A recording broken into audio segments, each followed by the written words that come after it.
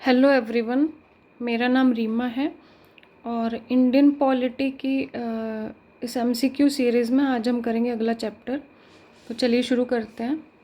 अगला चैप्टर है हमारा मेकिंग ऑफ द कॉन्स्टिट्यूशन। तो क्वेश्चन स्टार्ट करने से पहले चलिए हम थोड़ा इसका बैकग्राउंड देख लेते हैं कि कॉन्स्टिट्यूशन बनाने की ज़रूरत क्यों पड़ी और कैसे ये प्रोसेस आगे बढ़ी। तो जैसा हमें पता है, जैसे हिस्ट्री में हमने पढ़ा ही है कि जो बैटल ऑफ बक्सर हुआ था 1764 में, उसके बाद क्या हुआ कि इंडिया के जो भी दीवानी और निजामत मतलब रेवेन्यू और लॉ एंड ऑर्डर्स के जो भी फंक्शन थे वो आ गए थे ब्रिटिश के हाथ में, मेनली ईस्ट इंडिया कंपनी के हाथ में। और वो लोग अपने तरीके से यहाँ पे काम कर रहे थे और जो भी मतलब ब्रिटिश इंडियन रूलर थे वो डिपेंडेंट हो गए थे ईस्ट इंडिया कंपनी पे। तो इस सब इनार्की को देखते हुए इनको और ईस्ट इंडिया कंपनी को रेगुलेट करने के लिए ब्रिटिश गवर्नमेंट ने एक सीरीज़ ऑफ एक्ट लाना शुरू किया। जैसा हमने पिछले चैप्टर में पढ़ा है, स्टार्ट किया था इन्होंने रेगुलेटिंग एक्ट 1773 से, और फिर सीरीज़ ऑफ एक्ट लेके आए। हमने पिछले चैप्टर में देखा ही था। उसके बाद Pitt's India act, charter act, series of charter act आया था जो कंट्रोल करने के लिए था मेनली ईस्ट इंडिया कंपनी को। ऐसे लेके आए और उसके बाद मेन टर्निंग पॉइंट आया है जो रिवोल्ट ऑफ 1857 हुआ। उसके बाद क्या हुआ कि ईस्ट इंडिया कंपनी को एबोलिश कर दिया गया और जो भी जितने भी ब्रिटिश की ईस्ट इंडिया कंपनी के अंडर जो उस टाइम की टेरिटरीज थी इंडिया की और जो भी उनके पास था सब ट्रांसफ़र कर दिया गया ब्रिटिश क्राउन को।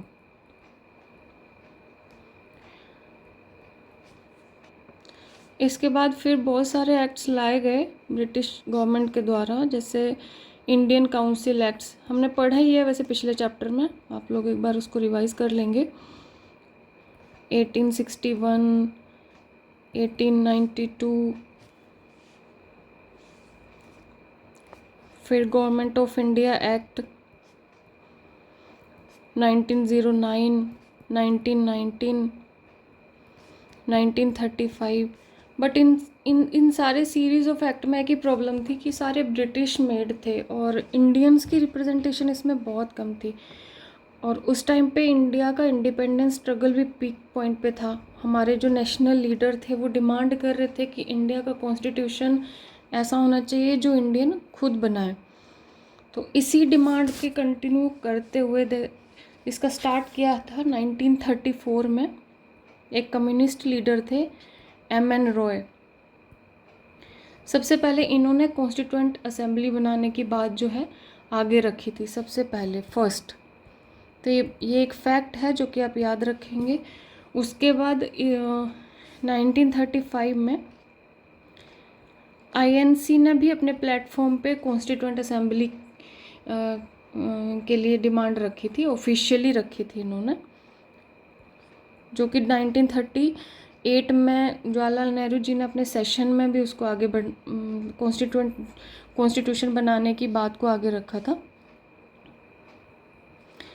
उसके बाद जो हमें पता है 1 अगस्त ऑफर आया था 1940 में, उसमें भी मतलब एक्सेप्ट तो किया था ब्रिटिश गवर्नमेंट ने कि वो कॉन्स्टिट्यूएंट असेंबली बनाने के बारे में बात करेंगे, लेकिन ये बात आगे नहीं बढ़ी। फिर क्या था कि उस टाइम सेकेंड वर्ल्ड वार भी चल रहा था। तो वर्ल्ड वार के टाइम पे ब्रिटिश गवर्नमेंट ने भेजा अपना एक डेलीगेट जिसके हेड थे sir Stafford Cripps.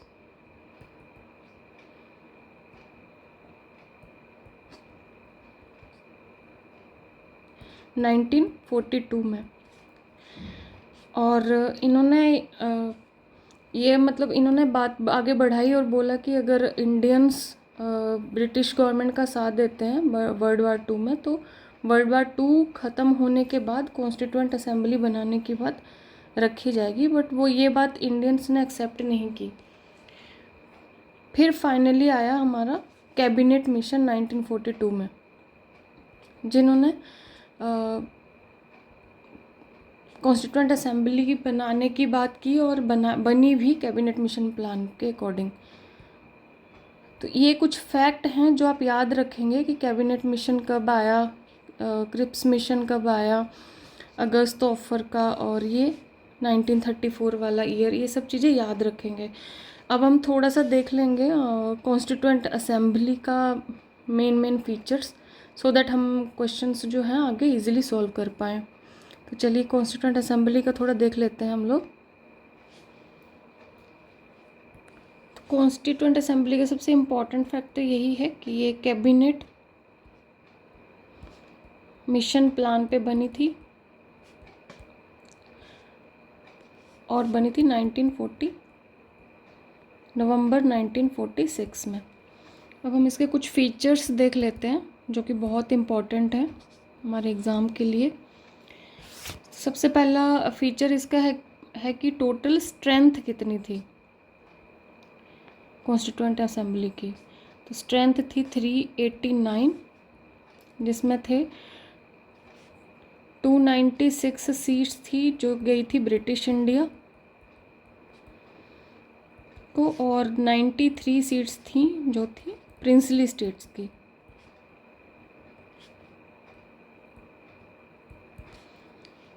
Second feature था इसका कि जो सीट्स हैं वो कैसे एलोकेट की गई थी। सीट एलोकेशन हुई थी प्रोपोर्शन ऑफ पॉपुलेशन, मतलब कम्युनिटी में कितनी पॉपुलेशन है उसके बेस पे, प्रोपोर्शन ऑफ पॉपुलेशन के बेस पे, जो थी मेनली कि एक सीट गई थी पर 1 million, that is 10 lakh population को। ठीक है, अब है कि मेन इसमें कौन सी कम्युनिटी थी जिनको सीट एलोकेट की गई थी। ये बहुत इम्पॉर्टेंट है, ये पूछा जाता है, ये वाला भी पूछा जाता है एग्ज़ाम में। तो मेन इसमें कम्युनिटी थी सिख, मुस्लिम्स एंड जनरल। अब जनरल में कौन थे? जनरल में थे सभी इन दोनों कम्युनिटीज़ को छोड़ के।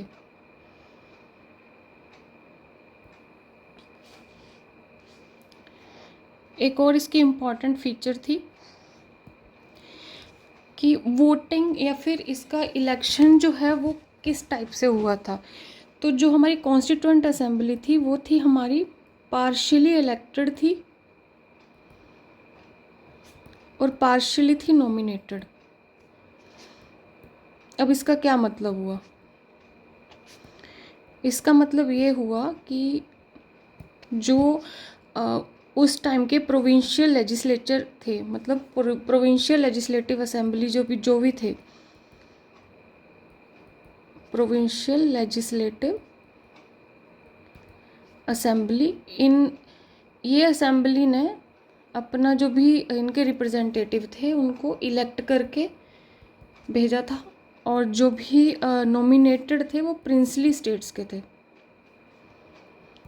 प्रिंसली स्टेट्स के जो भी मेंबर थे वो वहाँ के जो भी हेड थे उन्होंने नॉमिनेट किए थे।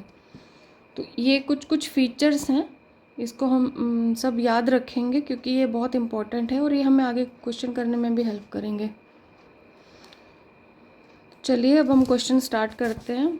जैसे पहला क्वेश्चन है, consider the following statements regarding the composition of the constituent assembly. The representative were to be elected from the 4 constituents: Hindu, Muslim, Sikh and Christian. Second है, the chairman of the Union Constitution Committee was Sardar Vallabhbhai Patel. Third है, the total strength of the Constituent Assembly was 389. And fourth है, the draft committee under the chairmanship of Dr. B.R. Ambedkar consisted of 8 members. तो देखिए इसमें क्या है, पूरा chapter का mix statements दिया है। तो जो हमने पढ़ा है पहले हम उसके बेस पे इसको करते हैं, बाकी फिर मैं आपको बताऊंगी। तो जैसे फर्स्ट स्टेटमेंट है, the representative were to be elected from the 4 constituents, Hindu, Muslim, Sikh and Christian, जो कि है रॉन्ग स्टेटमेंट, क्योंकि मैंने अभी आपको बताया कि 3 मेन कम्युनिटीज़ को इंक्लूड किया गया था कॉन्स्टिट्यूएंट असेंबली में। कौन कौन से थे वो थे हिंदू, मुस्लिम, सॉरी हिंदू नहीं थे, वो थे मुस्लिम, सिख एंड जनरल। तो इस हिसाब से ये वाली स्टेटमेंट हमारी रॉन्ग है। सेकंड है, the chairman of Union Constitution Committee was Sardar Vallabh Bhai Patel. सो ये स्टेटमेंट भी हमारा गलत है। यूनियन कॉन्स्टिट्यूशन कमेटी के जो चेयरमैन थे वो थे जवाहरलाल नेहरू जी।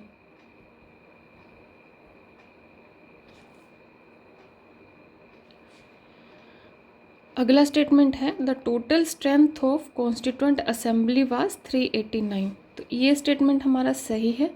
मैंने आपको पहले ही बताया है कि इसकी स्ट्रेंथ 389 थी। नेक्स्ट स्टेटमेंट है, the drafting committee under the chairmanship of doctor BR Ambedkar consisted of 8 members. ये स्टेटमेंट भी हमारा गलत है क्योंकि ये 7 मेंबर्स थे। तो इस हिसाब से हमारा आंसर हो जाएगा 3 ओनली, ऑप्शन सी। तो अब मैं थोड़ा सा आपको बता देती हूँ, ये कुछ कुछ इम्पॉर्टेंट कमेटी हैं और उनके चेयरमैन कौन थे, तो आप लोग नोट कर लीजिएगा।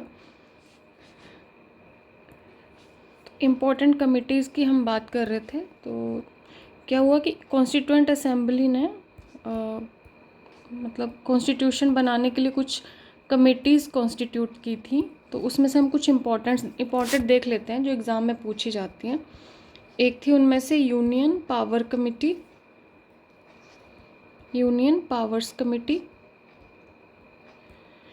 जिसके चेयरमैन थे जवाहरलाल नेहरू जी।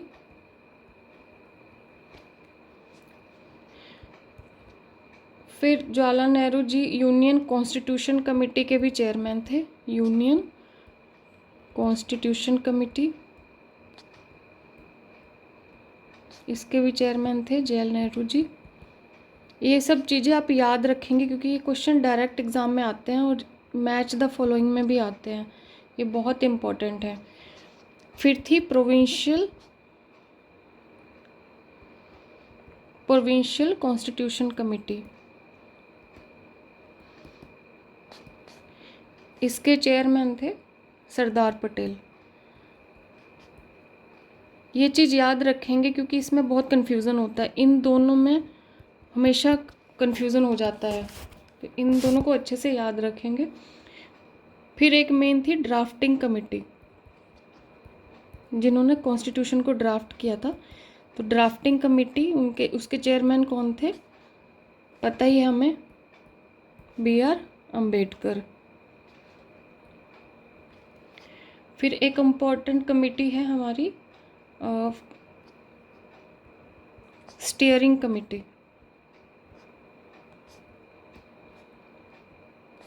स्टीयरिंग कमेटी के चेयर कौन थे, वो थे डॉक्टर राजेंद्र प्रसाद।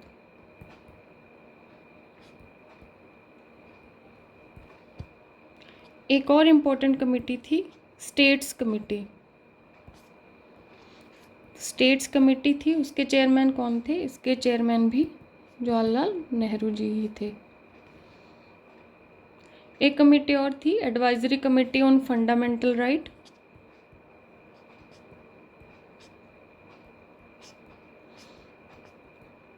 इसके चेयरमैन कौन थे, तो इसके चेयरमैन भी थे सरदार पटेल जी। ये बहुत इम्पॉर्टेंट हैं, आप लोग प्लीज़ इनको याद कर लेंगे क्योंकि ये हमेशा एग्ज़ाम में पूछे ही जाते हैं। चलिए अब हम करते हैं अगला question.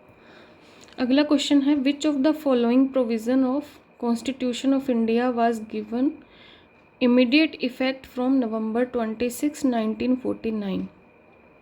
Citizenship, emergency provisions, elections, federal system. देखिए एक 2 डेट्स हैं जो अच्छे से याद कर लेंगे। एक थी November 26, 1949, जिस दिन क्या था कि हमारा कॉन्स्टिट्यूशन है ना उसको एडॉप्ट किया गया था। तो ये याद रखना है, एडॉप्ट किया गया था कॉन्स्टिट्यूशन को। और एक और डेट है, वो है 26 जनवरी 1950, जब हमारा कॉन्स्टिट्यूशन जो है वो फोर्स में आया था। तो कॉन्स्टिट्यूशन केम इनटू फोर्स, मतलब कि जो कुछ प्रोविजंस थे कॉन्स्टिट्यूशन के जो 26 नवंबर 1949 से स्टार्ट लग गए थे, लेकिन बाकी पूरा कॉन्स्टिट्यूशन जो है हमारा 26 जनवरी 1950 को लागू हुआ था। अब कौन से प्रोविज़न थे जो 26 नवंबर 1949 में मतलब इफ़ेक्टिव हो गए थे? तो इसमें मेनली 2-3 ही थे। कौन सा था? एक हमारा ये था सिटीजनशिप, दूसरा था इलेक्शन, तीसरा था प्रोविजनल पार्लियामेंट,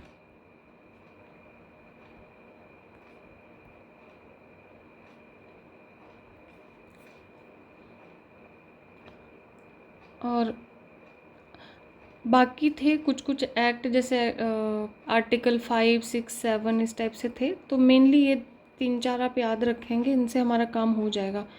तो इसके अकॉर्डिंग हम इस क्वेश्चन को आंसर करते हैं। तो इसमें देखिए ऑप्शन 1 सही है, सिटीजनशिप एप्लीकेबल हो गया था, इमरजेंसी प्रोविजंस नहीं हुए थे, इलेक्शन भी हो गया था, फेडरल सिस्टम नहीं हुआ था। तो इस हिसाब से हमारा क्या आंसर होगा? आंसर होगा ऑप्शन डी, 1 एंड 3। चलिए अब हम देखते हैं अगला question. But was the procedure adopted followed for adoption of the constitution of India? Bharat के संविधान को अपनाने की क्या प्रक्रिया थी? अच्छे से ऑप्शन को पढ़ेंगे आप, एक ही बार में समझ जाएंगे कि क्या था। It was submitted to the people of India for the ratification. ऐसा तो कुछ नहीं हुआ था, लोगों को तो नहीं दिया गया था रेटिफाई करने के लिए, तो ये ऑप्शन तो हमारा गलत है। It was submitted to the governor general for his assent. ऐसा भी कुछ नहीं हुआ था, गवर्नर जनरल को नहीं दिया गया था, गवर्नर जनरल का तो ख़त्म ही हो गया था उस टाइम से। तो ये वाला ऑप्शन भी हमारा गलत है। It was adopted when the interim government approved it. नहीं, ऐसा भी कुछ नहीं हुआ था।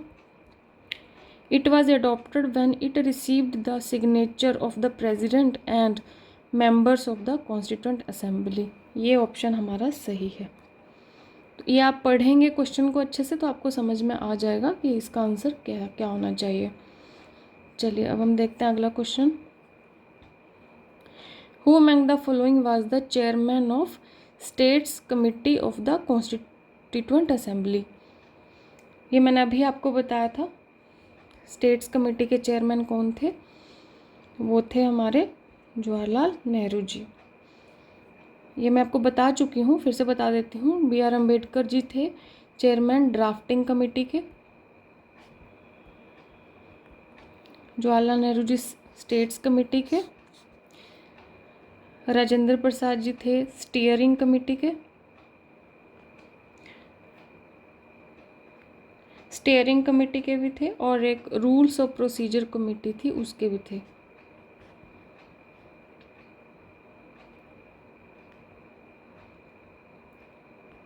और सरदार पटेल जी थे प्रोविंशियल कॉन्स्टिट्यूशन कमेटी के।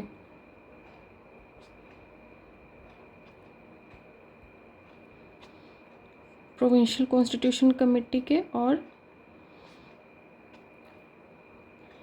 Advisory committee on fundamental right. ये चेयरमैन और किन कौन सी कमेटी को ये हेड करते थे, ये अच्छे से याद रखेंगे, ये वाले क्वेश्चन आते हैं एग्जाम में। चलिए हम देखते हैं अगला question. The constitution of India as framed by the constituent assembly was finally adopted and enacted on. तो मैंने अभी बस थोड़ी देर पहले आपको बताया कि कब जो है कॉन्स्टिट्यूशन को अडॉप्ट किया गया था और इनेक्ट किया गया था? तो डेट थी 26 नवंबर 1949। जब इसको अडॉप्ट किया गया था तो इसमें थे प्रियम्बल था। हालांकि प्रियम्बल जो है वो इनेक्ट हुआ था पूरा कॉन्स्टिट्यूशन अडॉप्ट इन्फोर्स होने के बाद, जब प्रियम्बल, लेकिन इसमें इंक्लूड किया गया था 26 नवंबर वाले में। और इसके 395 आर्टिकल थे और 8 शेड्यूल थे। ये चीज़ आर्टिकल और शेड्यूल याद रखेंगे, इम्पॉर्टेंट है, एग्ज़ाम में पूछा जा सकता है। और ये डेट तो बहुत इम्पॉर्टेंट है। और 26 जनवरी 1950 से क्या हुआ था? कमेंस हुआ था, मतलब लागू हुआ था, फोर्स में आया था। ठीक है, चलिए चलते हैं अगले क्वेश्चन पे। देखिए फिर से ये चेयर ही पूछ रहे हैं, जो मैं आपको पहले 2 बार बता भी चुकी हूँ। अब इसको हम इजीली सॉल्व कर पाएंगे। स्टीयरिंग कमेटी, जैसा कि हमने पहले ही पढ़ा, स्टीयरिंग कमेटी के चेयर कौन थे? वो थे डॉक्टर राजेंद्र प्रसाद। ऑप्शन हो जाएगा 2। फंडामेंटल राइट सब कमेटी, ये न्यू है, इसका मैं आपको बता देती हूँ। फंडामेंटल राइट सब कमेटी के चेयर थे, इसके चेयर थे JB कृपलानी जी।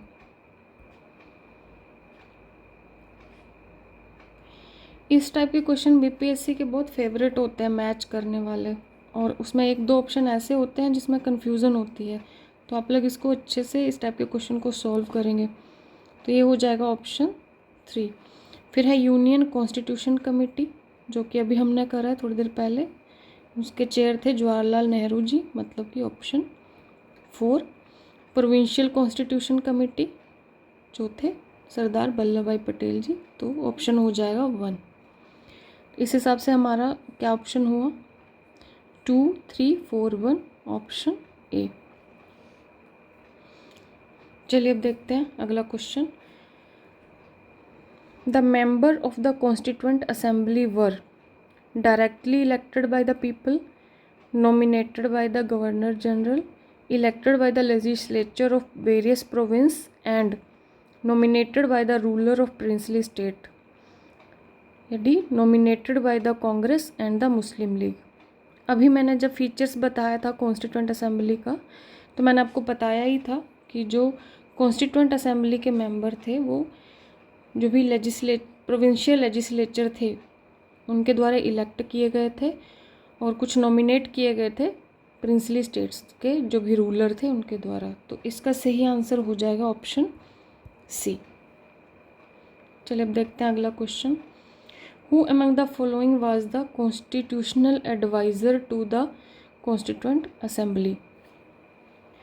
Doctor BR Ambedkar, KM Munshi, sir BN Rau, TT Krishnamachari. ये बहुत इंपॉर्टेंट क्वेश्चन है, बार बार पूछा जाता है एग्ज़ाम में। और इसका जो कॉन्स्टिट्यूशनल एडवाइज़र थे वो थे सर BN राव। इन्होंने ही कॉन्स्टिट्यूशन का फर्स्ट जो ड्राफ्ट है वो प्रिपेयर किया था, BN राव जी ने। तो ये बहुत इंपॉर्टेंट है, इसको आप याद रखेंगे। बाकियों के बारे में भी मैं आपको बता देती हूँ। डॉक्टर BR अम्बेडकर जी थे जो ड्राफ्टिंग कमेटी के चेयरमैन थे।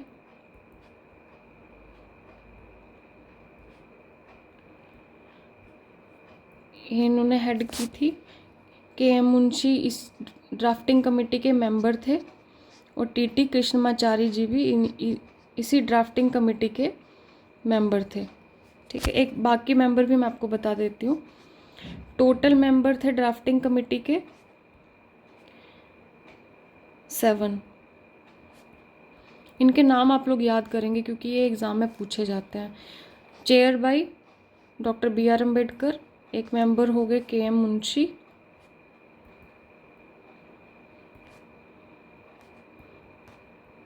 ठीक है, एक थे TT कृष्णमाचारी,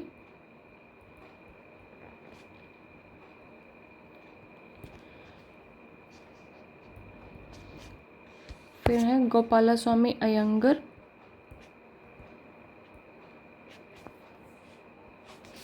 तो ये बाकी के मेंबर्स के नाम भी मैंने लिख दिए हैं कौन कौन है। और KM Munshi, TT Krishnamachari, N Gopala Swami Ayyangar, Alladi Krishna Swami Iyer, Syed Mohammad Saadulla और एन माधव राव। इनको आप याद कर लेंगे। इसमें एक छोटा सा ट्रिक है, आपको इजी होगा याद करने के लिए। जैसे 4 इसमें से ऐसे हैं जिनका नाम कृष्ण भगवान के ऊपर ही है, जैसे कृष्णमाचारी, गोपाला स्वामी, कृष्ण स्वामी और माधव राव। तो ये इजी रहेगा आपको याद करने के लिए। मुस्लिम मेंबर जो हैं वो एक ही हैं और एक हो गए के एम मुंशी, और 7th थे हमारे डॉक्टर BR अम्बेडकर जी। तो टोटल ड्राफ्टिंग कमेटी में 7 मेंबर थे। ये क्वेश्चन पूछा जाता है और ये बहुत इम्पॉर्टेंट है। और जो ये दोनों थे कृष्णमाचारी एंड के एम मुंशी जी, ये दोनों कांग्रेस से थे। यही दोनों थे जो सिर्फ कांग्रेस से थे। ठीक है, ये भी इम्पोर्टेंट फैक्ट है, पूछा जाता है एग्ज़ाम में। चलिए अब देखते हैं हम अगला क्वेश्चन। हाँ, ये है असर्शन रीज़न का क्वेश्चन है। ये आप पढ़ेंगे तो आपको समझ में आ जाएगा। The constituent assembly of 1946 was not elected on the basis of universal adult franchise. The Constituent Assembly, इसका रीज़न है the Constituent Assembly was constituted under the scheme formulated by the Cabinet Mission Plan. assertion एकदम सही है कि वयस्क मताधिकार universal adult franchise के base में कॉन्स्टिट्यूएंट असेंबली 1946 को नहीं इलेक्ट किया गया था, क्योंकि उसमें लोगों ने पार्टिसिपेट नहीं किया था वोटिंग में, जैसा कि आजकल हम करते हैं। उसमें सिर्फ लेजिस्लेटिव असेंबली थे, उन्हीं के मेंबर्स ने पार्टिसिपेट किया था। तो असर्शन तो सही है और इसका जो रीज़न है वो भी सही है कि हमने मैंने आपको बताया है कि कॉन्स्टिट्यूएंट असेंबली जो है वो कैबिनेट मिशन प्लान के अंडर बनी थी। तो उन्हीं के प्लान के अकॉर्डिंग ही इसको फॉर्मुलेट किया गया है। तो ये दोनों ही स्टेटमेंट्स सही हैं और असर्शन जो है उसको रीज़न जो है उसको एक्सप्लेन कर रहा है करेक्टली। तो इसका हमारा आंसर हो जाएगा ऑप्शन ए। चलिए अब देखते हैं अगला question. Who among the following moved the objective resolution in the Constituent Assembly? BN Rau, BR Ambedkar, Jawaharlal Nehru, Rajendra Prasad. तो ऑब्जेक्टिव रेजोल्यूशन किसने मूव किया था? वो किया था जवाहरलाल नेहरू जी ने। ठीक है, और इन्होंने ये कब किया था मूव? तो इसकी डेट आप याद रखेंगे, वो था December 13, 1946। ठीक है, इसके दिन इन्होंने इसको इंट्रोड्यूस किया था। और ऑब्जेक्टिव रेजोल्यूशन जो है वो अडॉप्ट कब हुआ था? अडॉप्टेड ऑन 22 जनवरी 1947। ये दोनों ही डेट आप लोग याद रखेंगे, बहुत इंपॉर्टेंट है, एग्ज़ाम में हमेशा पूछे जाते हैं। इनको एकदम अच्छे से याद कर लेंगे। अब ऑब्जेक्टिव रेजोल्यूशन में क्या मेन बातें थी? तो उसमें जैसे प्रियम्बल है हमारा इंडिया का, या सोवरनिटी, डेमोक्रेसी या सेकुलरिज्म, जस्टिस, इक्वालिटी, लिबर्टी, यही सब बातें की गई थी जो आगे हमारे प्रियम्बल को या कॉन्स्टिट्यूशन को बनाने का मतलब बेस बना है। कह सकते हैं कि जैसे प्रियम्बल जो है अभी के कॉन्स्टिट्यूशन में, वो इस ऑब्जेक्टिव रेजोल्यूशन का ही मॉडिफाइड वर्जन है। ठीक है, तो इस फैक्ट को आप याद रखेंगे, बहुत इंपॉर्टेंट है, एग्ज़ाम में पूछा जाता है। चलिए अब देखते हैं अगला question. Consider the following statements. Doctor Sachchidananda Sinha was elected as the provisional president of the Constituent Assembly. Second है H.C. Mukherjee was elected as the vice president of the Constituent Assembly. तो इसका थोड़ा सा देखते हैं कब इसका वर्किंग शुरू हुआ था कॉन्स्टिट्यूएंट असेंबली का। मैं आपको बताती हूँ कि इसकी जो फर्स्ट मीटिंग जो कॉन्स्टिट्यूएंट असेंबली की हुई थी वो हुई थी 9 दिसंबर 1946 को, और इसको चेयर किया था डॉक्टर सच्चिदानंद सिन्हा जी ने।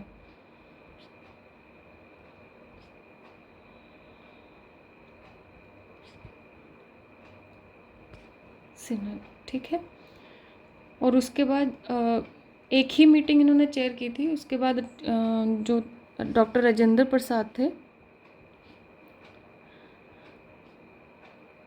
वो बने थे प्रेसिडेंट असेंबली के।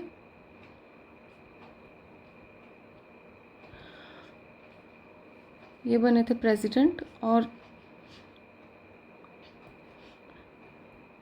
H.C. मुखर्जी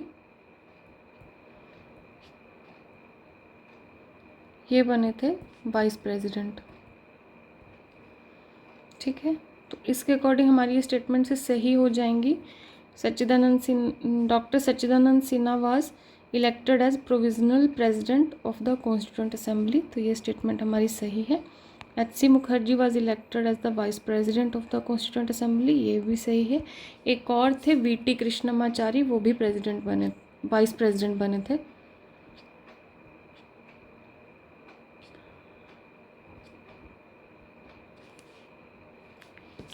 और कुछ फैक्ट हैं थोड़ा सा, वो मैं आपको बता देती हूँ कि कॉन्स्टिट्यूएंट को बनाने में टोटल टाइम कितना लगा है। टाइम कितना लगा है ये आप याद रखेंगे क्योंकि ये सब चीज़ें पूछी जाती हैं। तो टोटल लगा था 2 साल 11 महीने और 18 दिन, ठीक है।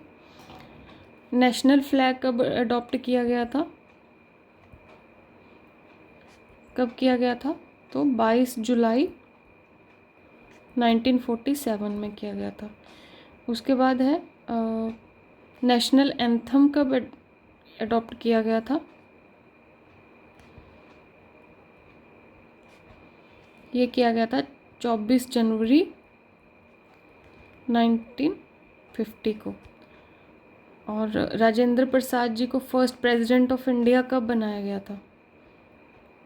First president of India Rajendra Prasad ji बने थे 24 जनवरी 1950 को। ये डेट्स और ये फैक्ट्स आप लोग याद रखेंगे क्योंकि एग्ज़ाम के लिए बहुत बहुत इम्पॉर्टेंट है। एक और है कि कॉन्स्टिट्यूएंट असेंबली का सिंबल क्या था? सिंबल था एलिफेंट। इम्पॉर्टेंट फैक्ट है, आप याद रखेंगे इसको। और सेक्रेटरी कौन थे? कॉन्स्टिट्यूएंट असेंबली के सेक्रेटरी थे HVR अयंगर जी।